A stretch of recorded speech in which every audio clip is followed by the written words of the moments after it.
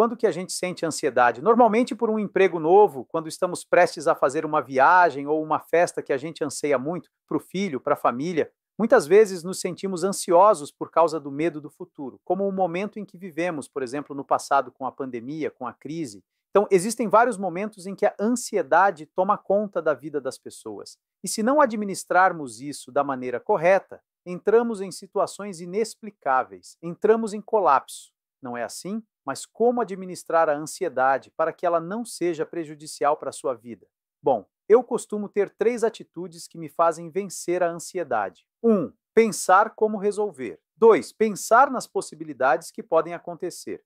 3. Orar pedindo a bênção de Deus para que eu consiga resolver a situação. Como assim? Olha, quando eu digo como resolver, vou te dar um exemplo. Na primeira vez que passamos aquela primeira fase da pandemia, eu fiquei bem preocupado, fiquei ansioso por causa disso, mas pensei assim: o que eu posso fazer para fazer a minha parte em relação a tudo isso que estamos vivendo? Então, o que eu pude fazer? Eu reduzi meus custos, procurei proteger a mim e a minha família e descansei em Deus, porque sei que Ele sempre cuida de mim. Isso era o que estava ao meu alcance. Fora isso, não adianta eu ficar sofrendo com coisas que não estão ao meu alcance. Então, pensei o seguinte: vamos dizer que isso seja uma grande crise que vai tomar o mundo, como está sendo.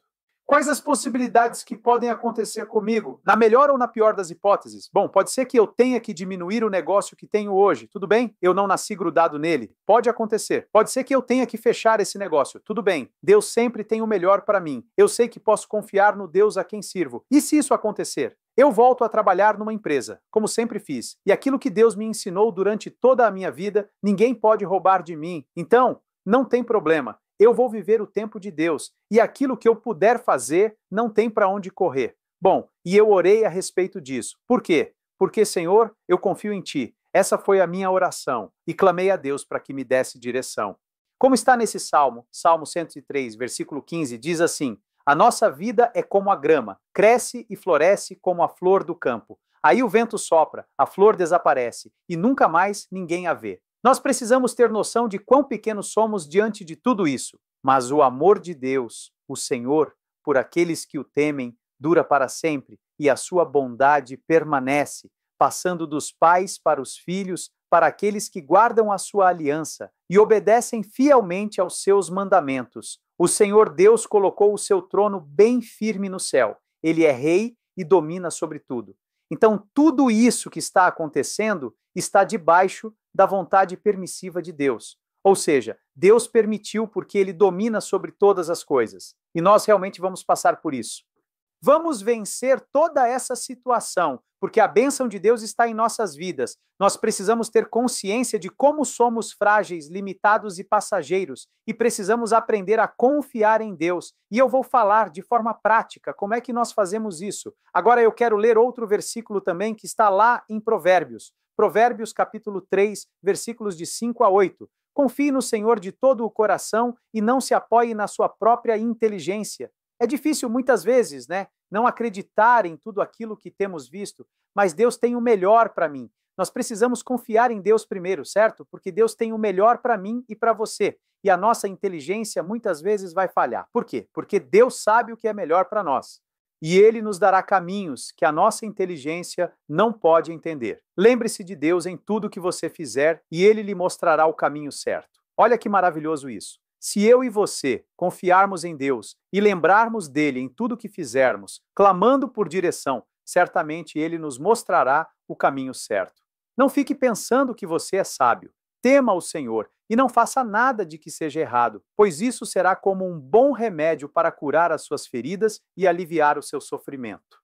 Sim, se eu e você temermos a Deus, confiarmos nele de todo o coração e nos lembrarmos dele em tudo que fizermos, isso será como remédio para nossa alma. Isso curará a nossa ansiedade. Nós ficaremos tranquilos, sabendo que Deus vai trazer transformação e cura para nós. E as pessoas dizem assim, não é? Você precisa se controlar, você não pode ficar nervoso. Mas como é que eu faço para ficar calmo? Para ficar controlado? Bom, como é que nós fazemos isso? Enquanto eu preparava essa mensagem na época da pandemia, eu me perguntava, poxa vida, o mundo está desabando. Por que é que eu permaneço tão calmo? Porque os versículos saltam na minha mente. Sim, eles apenas me lembram de quem é o Deus que eu sirvo.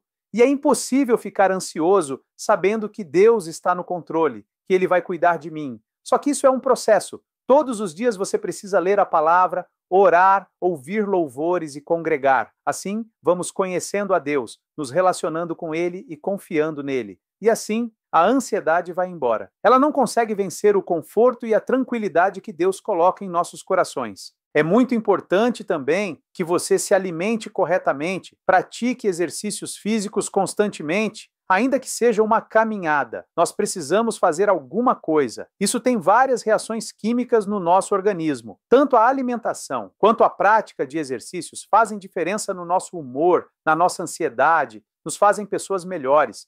Isso melhora até o nosso relacionamento com a família e com o próprio Deus. Eu coloquei aqui na descrição alguns alimentos que ajudam a diminuir a ansiedade. Então, pesquise você também na internet o que você pode comer que vai fazer diferença e vai te deixar menos ansioso. Essa semana eu postarei versículos e louvores que me ajudaram a vencer os meus momentos de ansiedade. Sim, algo pessoal que eu gosto e que realmente fez diferença para mim quando eu estava ansioso.